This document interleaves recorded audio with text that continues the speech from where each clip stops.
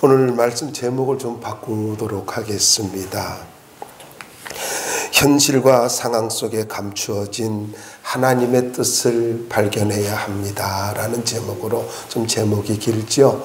현실과 상황 속에 감추어진 하나님의 뜻을 발견해야 합니다 라는 제목으로 하나님 말씀 전하도록 하겠습니다. 탈무드에 보면은 아버지와 아들이 사막을 여행하는 내용이 있습니다. 그런 이야기가 있는데요. 길을 걸어가다 보니까 사막은 뜨겁고 그리고 갈 길은 멀었습니다. 그래서 많이 힘들었던가 봐요. 아들이 아버지에게 이렇게 말을 합니다. 아버지, 목이 마르고 지쳐서 죽을 지경입니다. 그러자 아버지는 이렇게 대답합니다. 얼마 안 가서 마을이 나올 거야. 이렇게 격려를 하고 또다시 부자는 걸어갑니다. 그러다가 무덤을 보게 됩니다. 이 무덤을 바라보면서 아들이 이렇게 말을 합니다. 아버지, 저것 보세요. 저 사람도 우리처럼 지쳐서 마침내 죽고 말았는가 봐요. 이 말을 들은 아버지가 빙그레 웃으면서 말을 합니다. 얘야, 무덤이 저기에 있다는 것은 멀지 않는 곳에, 가까운 곳에 마을이 있다는 증거란다. 저는 이 이야기를 읽으면서 참 감동이 되었어요. 꼭 우리의 모습 같지 않아요? 우리는 꼭 무덤만 바라보고 저 죽었구나, 사람이 죽은 무덤이구나 이렇게 본단 말이에요. 그런데 아버지는 오랜 세월을 살아오면서 아는 것이 있습니다. 무덤이 가까운 곳에는 마을이 있다. 무덤 가까운 곳에는 마을이 있다. 여러분, 무엇을 이야기하고 있습니까? 절망은 희망으로 들어가는 관문이라는 이야기입니다. 어둠이 있기에 빛이 있고 슬픔이 있기 때문에 기쁨이 있습니다. 인생은 언제나 평탄할 수만은 없습니다. 다시 한번 말씀드립니다. 절망은 희망으로 들어가는 문입니다. 이걸 잊지 말아야 되는 거예요. 많은 사람들은 이야기를 합니다. 나는 지나온 날 너무나 많이 아팠어. 난 너무나 힘들었어. 나에게는 큰 상처가 있어. 거기에 발목이 붙잡혀가지고 살아가는 사람이 있습니다. 그러나 여러분 기억하시기 바랍니다. 내가 발목이 붙잡힌 순간 아픔과 상처와 절망 속에서 슬픔 속에 부정적인 사고방식을 가지고 부정적인 관심을 가지고 내가 발목이 붙잡히는 순간에 내 인생은 실패자가 되어지고 인생은 잃어버리게 되어진다라는 것입니다. 묻습니다. 아직도 무덤을 바라보고 있습니까? 아직도 그 상처를 바라보고 있습니까? 하나님은 살아계십니다. 그것을 허락하신 분이 하나님이에요. 누구 때문에 나는 너무 아프다라고 이야기를 하고 있나요? 여러분, 아직도 사람을 바라보고 있는 것입니다. 현상을 바라보고 있는 것입니다. 그 현상 너머에 역사하고 계신 하나님, 그 모든 것을 허락하신 하나님, 그 하나님을 바라보고 우리는 의미를, 하나님이 내게 허락한 그 의미를, 그 뜻을 발견할 수 있어야 된다라는 것입니다. 본문은 이스라엘 백성들이 요단강을 건넌 후에 길갈이라고 하는 곳에 진을 쳤습니다. 제가 한번 검색을 해봤어요. 네이버에다가 검색을 해보니까 논현역에서 25km 되는 길이 어딜까 했더니 안 나와요. 그래가지고 논현역에서 저 부평역 했더니 나오는데 그게 얼마 안 돼. 10몇 킬로밖에 안 돼요. 그래가지고 계산역 했더니 20km더라고요. 그 20km, 그 계산역에서부터 더 5km를 더 가야 이게, 그러니까 계산역까지가 요단강 저들이 길갈이라고 하는 그 맞은편에서 건넜는데 그 아담읍까지 물이 올라갔잖아요. 그러니까 사르단까지가 20km라고 했어요. 그러니까 여기서 여러분 넉넉히 잡고 물이 요단강 물이 얼마나 그렇게 쌓였느냐면은요, 물러가서 쌓였냐면은 저 계산역까지, 논현역에서 계산역까지 물이 역류해가지고 올라가서 쌓였다고요. 제가 왜 이 말씀을 다시 드리냐면은 별로 감동이 없더라고요. 그렇게 물이 역류해가지고 물이 쌓였다 이랬잖아요. 마을을 수몰시킨 것이 아니라, 홍수가 난 것이 아니라 쌓였다 그랬잖아요. 엄청난 기적이에요. 이렇게 건너가지고 길갈이라고 하는 곳에서 진을 쳤어요. 자, 이 말씀을 여러분 1절 말씀을 보시면은요, 이런 말씀이 있습니다. 여러분, 자, 여호수아 5장 1절 말씀을 보면 후반부에 이런 말씀이 있어요. 우리를 건너게 하였음을 듣고 여호와께서 요단물을 이스라엘 자손들 앞에서 말리시고 우리를 건너게 하셨음을 듣고 마음이 녹았고 이스라엘 자손들 때문에 정신을 잃었더라.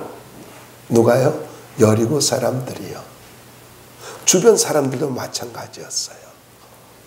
간담이 높고 정신을 잃어버린 그런 상황이 벌어졌단 말이에요. 그런데 하나님께서 이렇게 놀라운 기적을 일으켜가지고 요단강을 건넜으면은, 여러분, 우리들 마음 같으면 어때요? 이 감격스러운 기적의 경험을 가지고 하나님께서 야, 이제 됐지? 여리고 쳐들어가! 이러면 얼마나 좋아요. 갈 것 같잖아요. 아닌가? 갈 것 같잖아요. 근데 하나님이 그 길갈이라고 하는 곳에서 뭐라고 말씀하고 있냐면 할례를 행하라. 얘들아, 흥분 좀 가르쳐. 막 좀 가라앉혀. 흥분 좀 가라앉혀. 뭐 난리잖아요. 홍해를 요단강을 건넜으니까요. 그런 감격 속에 있는데 감정 좀 가라앉혀. 그리고 너희들이 지금 해야 할 일은 여세를 몰아서 여리고를 정복하는 게 아니라 할례를 행해야 돼. 얼마나 당혹스러운 명령이에요. 더 당혹스러운 것은요, 이 길갈이라고 하는 곳은 여리고에서 바라다 보이는 곳이에요. 여리고 성에서 바라다 보이는 곳이 길갈이에요.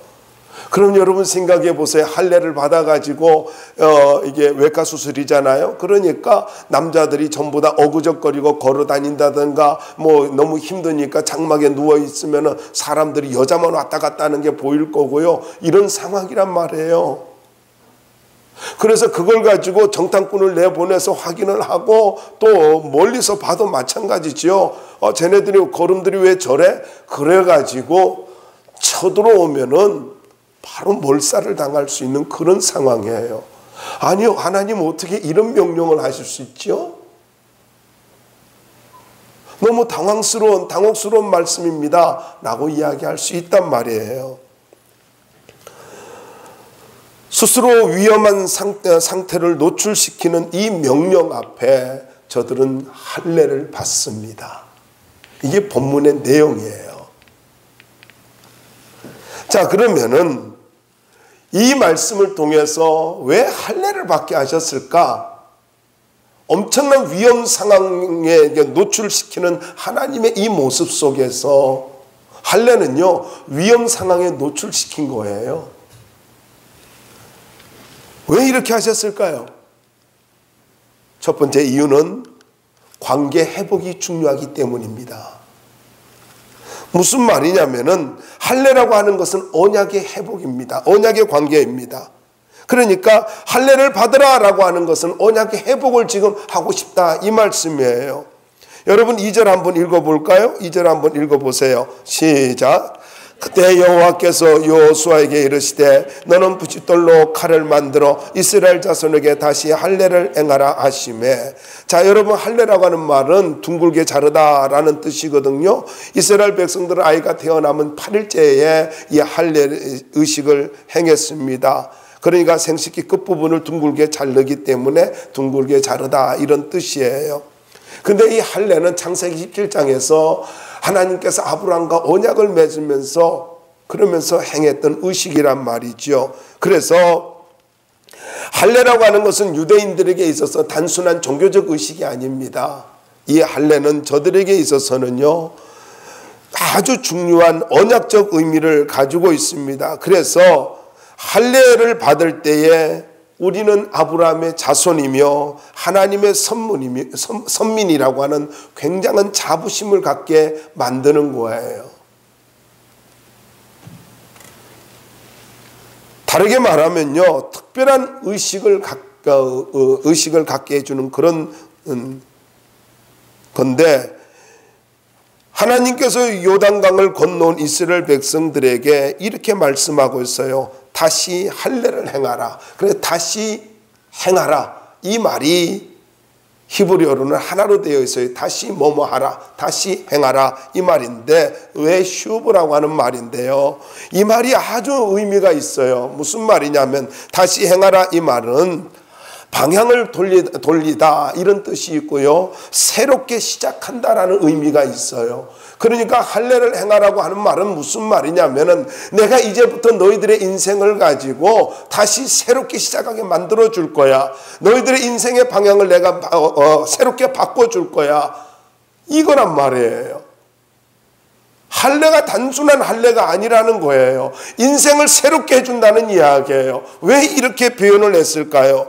여러분 우리가 아는 대로 출애굽한 지 40년이 되었지 않습니까? 그러면은 40세 이하는 할례를 받지 못했다는 이야기고요. 특별히 가데스 바네에서 저들이 불순종을 함으로 인하여서 이제 20세 이상은 다 죽었단 말이에요. 40년 광야 생활을 하면서 그러면은 20세 이하만이 지금 성장을 해왔다라는 거죠. 당시에 20세였다면 지금 59세 내지는 60세가 되었다라는 이야기죠. 그냥 광야 2세대들만이 40년 광야 생활을 했기 때문에 저들은 할례가 없는 광야 인생이었어요. 떠돌이 인생이었단 말이에요. 언약의 백성이라고 하면서도 언약의 백성이 아니었단 말이에요. 이스라엘 민족이라고 하면서도 이스라엘 민족이 아니었다라는 이야기예요. 그래서 할례를 행하라고 하는 말은 무슨 말이냐면은 이제부터 너희들은 나의 선민이야. 그걸 선포해 주는 거예요. 이제부터 너희들은 나의 선민이야. 나의 언약의 백성이야. 그렇기 때문에 너희들이 이제 방황하는 광야 인생이 아니라 이제는 가나안의 인생으로 만들어줄 거야. 새로운 인생의 방향을 열어줄 거야. 새로운 인생을 살게 만들어줄 거야. 너희들의 인생을 새롭게 만들어줄 거야. 이것이 바로 할례라는 이야기예요. 여러분, 근데 문제는 바로 지금 할례를 행하라고 한다라는 이야기입니다. 길갈이 어떤 곳이라고요? 여리고에서 내려다 볼 수 있는 그런 곳이에요. 아주 이래 당혹스러운 것이지요. 그런데 여기서 할례 행하래요. 무엇을 이야기하고 있습니까? 여러분, 할례를 행하라. 이 말씀 속에서는 위험 상황에 노출되어진다 할지라도 두려워하지 마라.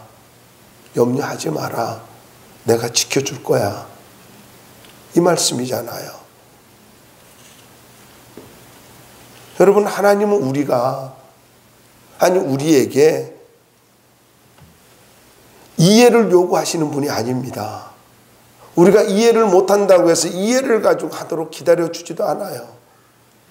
하나님은 우리에게 이해를 요구하시는 분이 아니라 우리에게 순종을 요구하시는 분이에요. 왜요? 나머지는 내가 책임져 줄게. 그래서 자꾸 우리는 뭔가를 이해하고 믿으려고 그래요. 어느 때까지입니까? 왜 나에게 이렇습니까? 자꾸 이해를 가지고 하려고 그래요. 아니요. 여러분, 하나님 내게 이해를 요구하는 것이 아니라 나에게 믿음을 요구하고 있고 순종을 요구하고 있어요.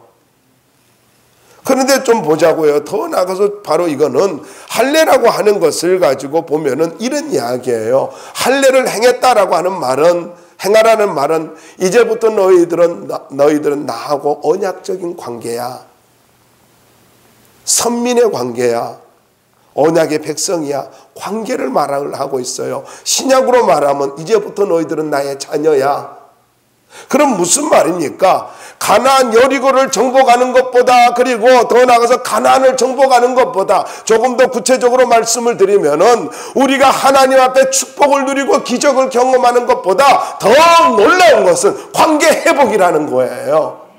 종종 우리는 자꾸 축복을 먼저 요구해요. 그런데 하나님 축복해 주면 내가 잘 섬길게요, 이렇게 이야기를 합니다. 아닙니다. 여러분, 오늘 이 말씀으로 분명히 하시기 바랍니다. 관계가 중요한 것입니다. 관계 회복이 중요한 거예요. 하나님의 백성으로, 하나님의 자녀로 회복되어지는 것이 중요한 것이지 축복이 먼저가 아니라는 거예요. 관계 회복이에요. 그래서 할례를 행하라 라는 것입니다. 이걸 신약적 개념으로 다시 우리가 생각해 보자고요. 우리가 예수 믿는 사람들은 구원이 영적인 할례입니다. 우리가 골로새서 2장 11절 말씀에 보면은, 제가 읽어드릴게요. 또 그 안에서 너희가 손으로 하지 아니한 할례를 받았으니 곧 육적 몸을 벗는 것이요 그리스도의 할례니라. 자, 우리가 예수를 믿는 순간 어떻게 됐다고요? 육적인 몸을, 세상적인 것을 벗어버리고 마음의 할례를 받았다는 거예요. 이것이 그리스도의 할례라는 것입니다. 이스라엘 백성들의 육체의 할례를 받음으로 하나님과 언약적 관계가 된 것처럼 우리가 예수님을 믿음으로 말미암아 그리스도의 할례를 받게 되어졌고, 그리고 우리가 모든 저주에서 벗어나게 되었다라는 거예요. 관계가 회복되었다라는 이야기입니다. 그래서 여러분, 중요한 것은 이겁니다. 자꾸 축복을 추구하는 것이 아니라 내가 하나님 앞에 죄를 회개하고 마음에 예수님을 영접하면은 하나님께서 내 모든 죄를 용서해 주시고 저주를 끊어 주시고 인생을 새롭게 만들어 주신다는 거예요. 인생을 새롭게 한다는 것죠. 할례가 그런 의미가, 이것을 행하라고 하는 말이 그 말인 것처럼요, 바로 새롭게 해주는 거예요. 사람들은 말을 합니다. 신앙생활을 가지고 잘 못하는 사람들을 보면은 대략은 이렇습니다. 과거에 상처가 있다 그래요. 발목이 붙잡힌 거예요. 시험이 들었다고 이야기합니다. 여러분, 현상에 자꾸 노예가 되지 마시기 바랍니다. 난 너무 힘들다고, 난 회복되려면 조금 시간이 필요하다고, 그게 하나님의 뜻일까요? 아니, 조금 더 구체적으로 말해보자고요. 그게 정말 하나님 뜻일까요? 마귀에게 쏟고 있다라고 생각하지 않습니까? 여러분, 성경은 분명히 말씀하고 있습니다. 세월을 아끼라. 세월을 아끼라. 마귀에게 농락당할 시간 없어요. 우리가 마귀에게 유린당할 시간이 없다고요. 인생은 그렇게 긴 것이 아니에요. 하나님 앞에서 믿음으로 살기에도 부족하단 말이에요. 뭐가 여러분의 발목을 붙잡고 있습니까? 마음의 할례가 이루어져야 되는 거예요. 하나님의 뜻을 바라볼 수 있어야 돼요. 상황 속에 감춰진 하나님의 뜻, 그 의미를 발견해야 되는 거예요. 여러분, 우리가 성경 로마서 2장 29절에 보면은 이런 말씀이 있습니다. 오직 이면적 유대인이 유대인이며 할례는 마음에 할지니 신령에 있고 의문에 있지 아니한 것이라.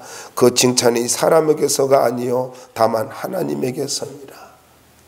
할례를 받을 때에 하나님이 칭찬해 주신대요. 하나님이 인정해 주신대요. 그러므로 우리는 마음의 할례를 받아야 합니다. 예수 믿는 사람은 하나님 앞에서, 물론 이건 구원입니다마는, 내가 예수를 믿는 순간에 마귀로부터 벗어난 사람이고 세상의 노예가 아니라 하늘의 시민권을 가진 하나님의 자녀가 되었다라는 것입니다. 그래서 소망 없는 세상에서 목적 없이 살아가는 존재가 아니라 이제는 하나님 앞에서 비전을 가지고 소원을 가지고 살아가는 믿음의 자녀들입니다. 믿음의 자녀들이에요. 그래서 하나님의 자녀는 방황하는 인생이 아니고 죄의 노예는 더더욱 아닙니다. 하늘의 소망을 가지고 살아가는 사람들이라고요. 자꾸 세상적인 가치관으로, 세상적인 잣대로 신앙을 평가해서는 안 된다는 것입니다. 우리는 진정한 자유와 소망을 소유한 사람들이고 인생의 모든 수치가 부끄러움이 저주가 제거되어진 사람들입니다. 잊지 말아야 할 것은 예수님께서 나를 위해서 엄청난 대가를 지불하셨다는 거예요. 엄청난 대가를. 그리고 하나님과 아버지와 자녀의 관계를 만들어 주셨어요. 돈 몇 푼이요? 세상의 즐거움이요? 마음의 상처요? 지난날의 과거? 이것이 여러분의 발목을 붙잡고 있나요? 여러분의 인생의 길갈이 있기를 바랍니다. 인생의 길갈이 있어야 돼요.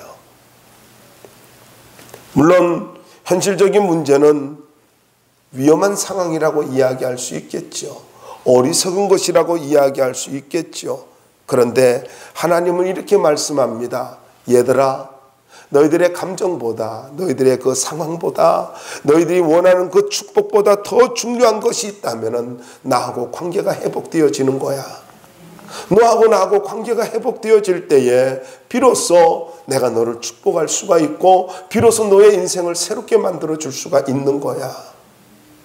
다시 말씀을 드립니다. 여러분, 축복이 먼저가 아닙니다. 기적이 먼저가 아닙니다. 관계가 먼저입니다. 관계가 먼저예요. 그럼에도 불구하고 하나님은 언제나 우리에게 은혜를 베풀어주고 있고 기적을 베풀어주고 있습니다마는 여러분, 우리가 분명히 알아야 될 것입니다. 문제는 더 이상 문제가 아니라 위장된 하나님의 축복의 문입니다. 다시 말씀을 드립니다. 인생이 안 풀린다고요? 그것 때문에 믿음으로 대처합니까? 그것 때문에 주님 의지합니까? 새로운 인생길이 열리게 되어질 것입니다. 내가 생각하는 인생길이 아닌 하나님이 예비한 길을 걸어가게 될 것입니다. 그렇기 때문에 뭐가 중요하다고요? 관계가 중요한 거예요. 관계가 중요하다고요. 두 번째로는 하나님만을 절대적으로 신뢰하라는 것입니다. 여러분, 길갈이라는 곳에 진을 쳤지 않습니까? 조금 전에도 말씀드렸듯이 외과 수술을 남자들이 다 받아서 누워 있어요. 그러면 여러분 생각해 보십시오. 어그적거리면서 걸어다니는 모습. 얼마나 위험한 상황입니까? 한두 사람이 아니네. 여리고 사람들이 바라볼 때 쟤네들이 왜 저러지? 한두 사람이 아니네. 적어도 이것이 나으려면 사흘은 기다려야 된단 말이에요. 정말 과간 아닙니까?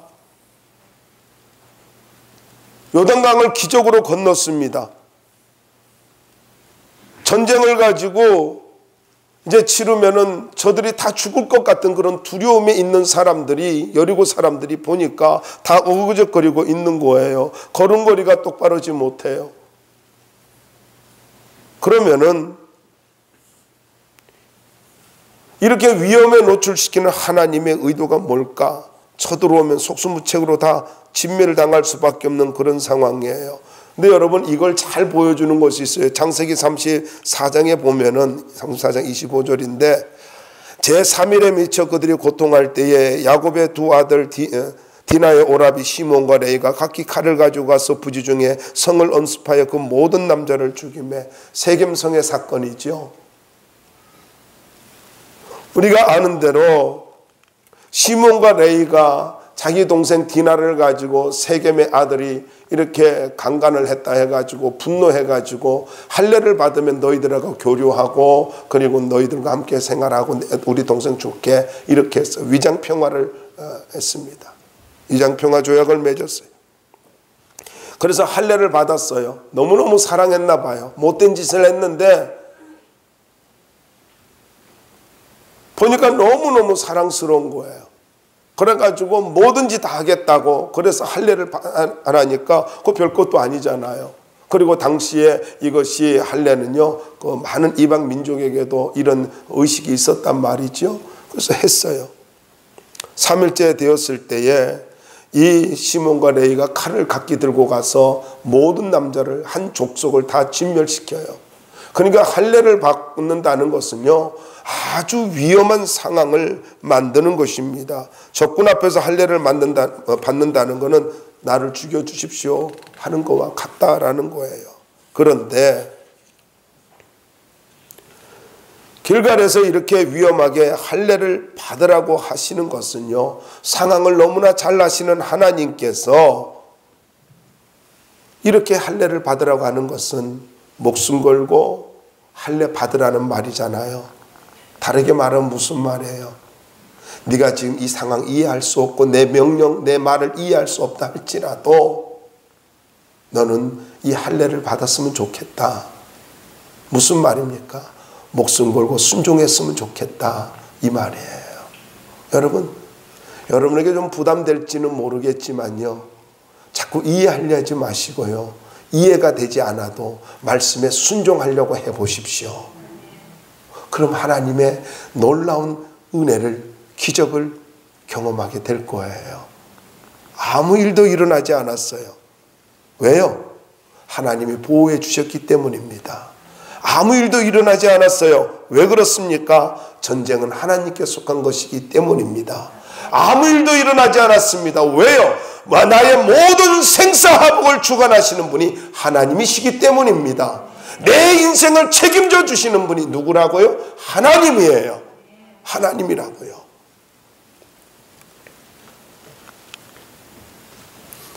특별히 출애굽기 14장 14절 말씀에 보면 이런 말씀이 있습니다. 여호와께서 너희를 위하여 싸우시리니 너희는 가만히 있을지니라. 홍해를 앞에 두고 뒤에는 어떤 일이 벌어졌어요? 애국 군대가 쳐들어왔어요. 그런데 너희는 좀 가만히 있을래? 내가 싸워줄게. 얼마나 멋진 말씀이에요. 왜 그렇게 걱정하니? 왜 이렇게 염려하니? 좀 가만히 있을래? 좀 입 좀 다물고 있을래? 말 좀 그만할래? 내가 싸워줄게. 내가 책임져 줄게. 내가 보호해 줄게. 그리고는 어떤 일이 벌어졌어요? 앞에 가던 구름이 뒤에 가서 딱 막아가지고 못 오게 만들고요. 그리고 홍해는 열려가지고 이스라엘 백성들은 계속 길이 열렸지 않습니까? 홍해 길이 열려버렸잖아요. 여러분, 모든 상황 앞에서 하나님이 하실 것을 믿고 믿음으로 반응해야 됩니다. 아마 모세가 좀 답답했나 봐요. 계속 기도했어요. 그런데 하나님 뭐라 하냐면 이제 그만 기도하고 백성들로 앞으로 나가게 하거나 지팡이를 앞으로 내밀고 야 이제 너 그만 기도해. 여러분, 우리는요 그냥 아무것도 안 하고 기도만 하면 되는 줄 알아요. 아니요. 말씀에 붙들고 순종해야 할 때가 있다라는 거예요. 왜요? 하나님이 싸워주시니까. 우리는 모든 걸 기도만 해야 된다. 아니요. 이 출애굽기 14장에 뭐라 그래? 또 이 말 가지고 목사님이 그래서 기도만 하면 안 된다 그랬어. 그래서 아예 기도를 기도도 하고 순종해야 되는 거예요. 여러분 잘 기억하시기 바랍니다. 하나님은 우리를 위해서 위대한 역사를 일으키시기를 원하시는 분이에요. 위대한 역사를.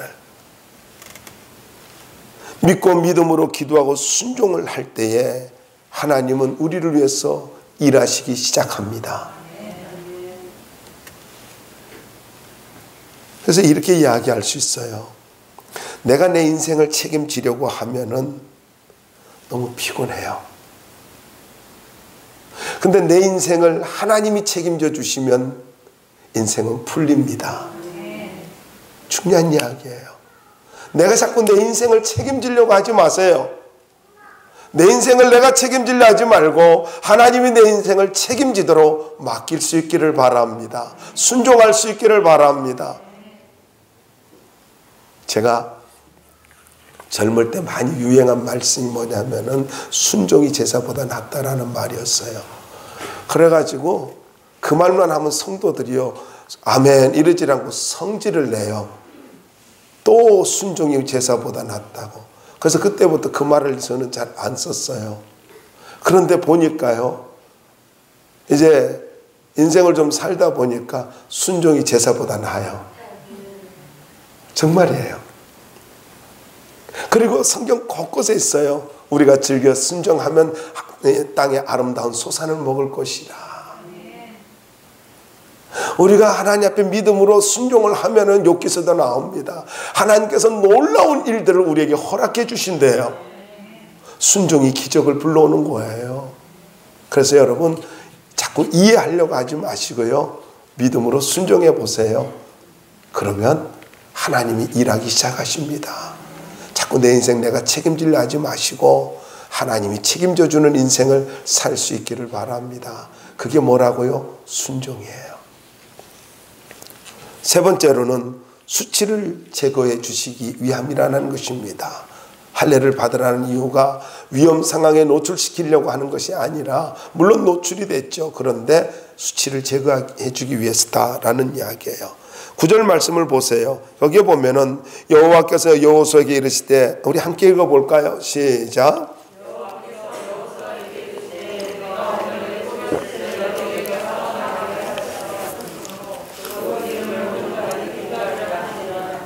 자, 이 길갈이라고 하는 말은 굴러갔다, 떠나가게 했다라는 의미로서요, 완전히 제거해 주셨다는 그런 뜻이에요. 수치라고 하는 말은 무슨 말이냐면 조롱한다, 비난한다, 무례한 말을 한다, 이런 뜻이에요. 여러분 무슨 말이냐면, 이걸 뒤집어서 말씀을 드릴게요. 하나님은 하나님의 백성들이 조롱당하거나 비난을 받거나 사람들에게 인격적으로 멸시당하는 말을 듣는 것을 절대로 기뻐하지 않습니다. 다시 말씀드릴까요? 이걸 또 뒤집어 볼까요? 하나님은 우리가 존귀한 대접을 받으며 살기를 원한다는 것입니다. 사람들에게 자꾸 비난받아요, 조롱을 받아요. 야, 네가 믿는 하나님인데 왜 그래? 저는요 이런 생각이 들어요. 코로나19로 인해서 기분, 이런 표현 좀 쓸게요, 정말 더럽게 나빠요. 무슨 말이냐면은, 교회 발이란 말도 기분 나쁘지만은 더 화가 나는 게 있어요. 교회 다니는 사람 들어오지 마세요. 식당에 그렇게 써 있단 말이에요. 그래가지고 화가 나가지고 우리 교회 성도들 다 데리고 그 식당에 가가지고 밥 먹을까? 그래서 매상 올려줄까? 그게 사랑으로 이기는 거잖아요. 자꾸 뭐 교회 다니는 것 때문에 주눅 들지 말아요. 집에 가서 꼭 아멘 하세요. 왜 교회 다니는 것 때문에 주눅 들어요? 여러분, 나 때문에 저 사람들이 사는 거예요. 나라와 민족을 위해서 기도하잖아요. 우리 때문에 사는 거라고요. 하나님은 살아계심을 믿는다면은, 하나님이 살아계심을 믿는다면은 여러분 교회 다니는 거에 대해서 당당할 수 있기를 바랍니다. 우리가 조롱받는 거 하나님은 원하지 않아요. 우리가 멸시받는 거, 비난받는 거, 인격에 모욕을 당하는 거 하나님은 절대로 기뻐하지 않는다고요. 하나님 살아계셔요. 살아계신 하나님, 최고의 하나님을 믿으면서 최고답게 살 수 있기를 바랍니다. 주는 뭔 말하면 교회 다녀? 아니 그게 아니라 뭐 이렇게 주눅 들지 말아요. 얼굴 피고 어깨 피고 높은 자존감을 갖고 살기를 바랍니다. 누가 교회 다녀? 자그마치 내가 모태신앙이다 이야기할 수 있어야 되고, 그래 교회 다녀, 너 위해서 기도하고 있어, 그렇게 이야기해주고 그래야지. 교회 다녀? 아니 그게 아니고. 아니긴 뭘 아니에요.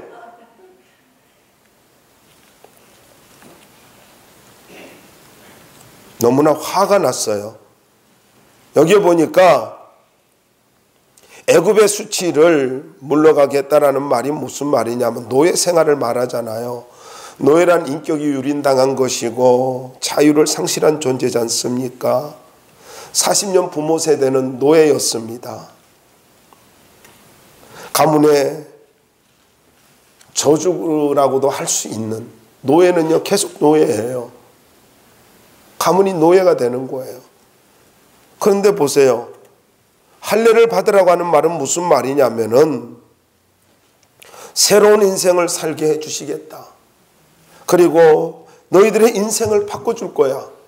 이 말이잖아요. 그럼 예수 믿는다는 게 뭐예요?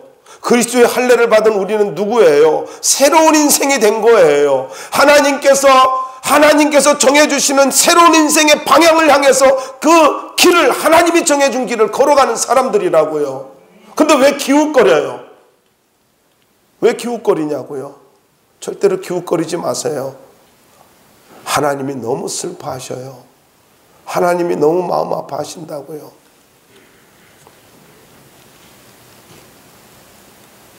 광야 1세대는 불순종함으로 광야에서 모두 죽었지만 애굽의 수치가 여전히 따라다녀요. 왜 그렇습니까? 노예로서 죽었기 때문에.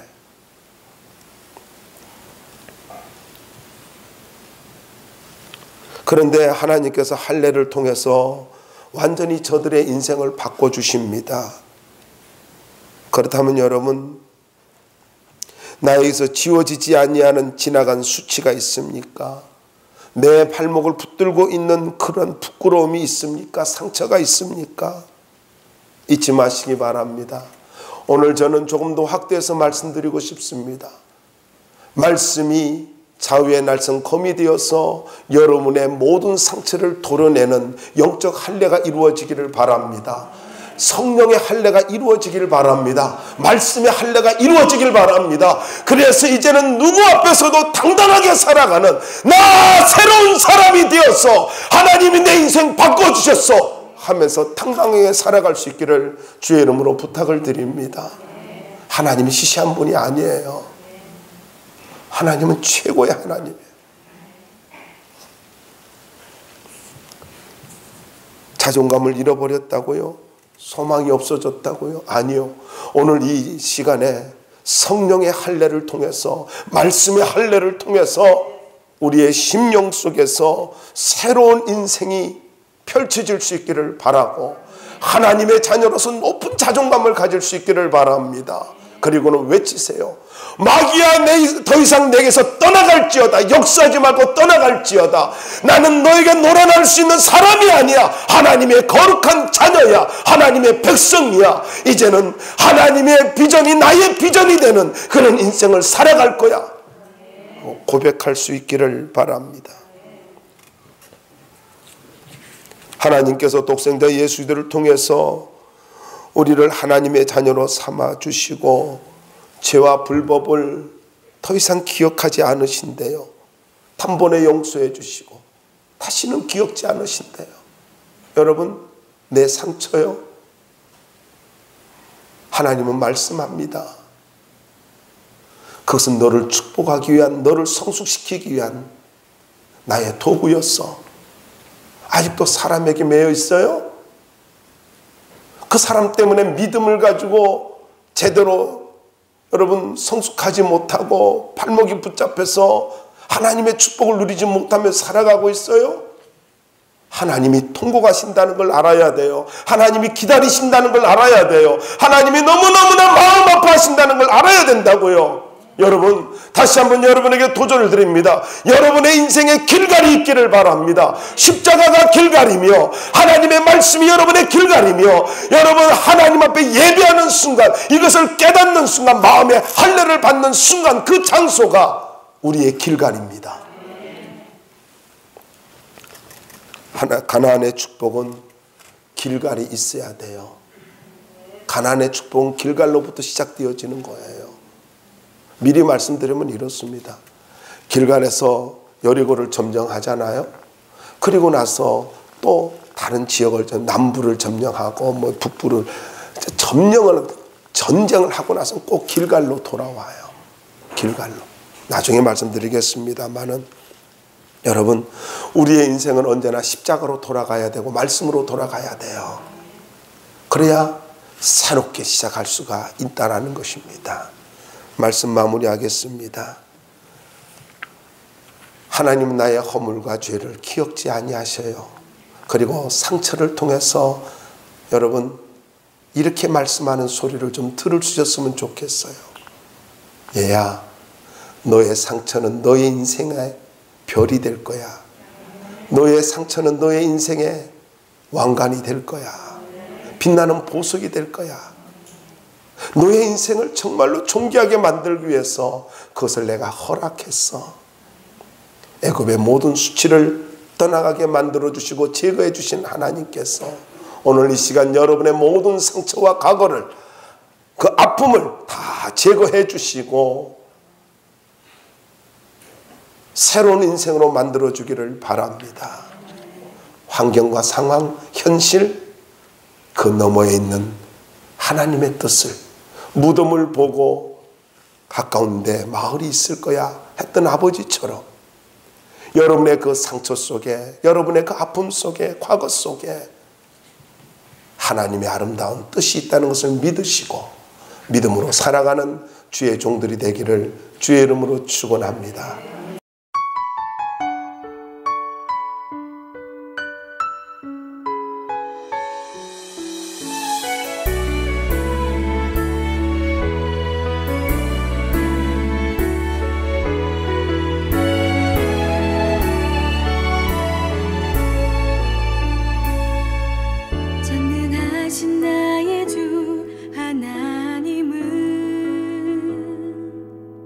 능지 못하시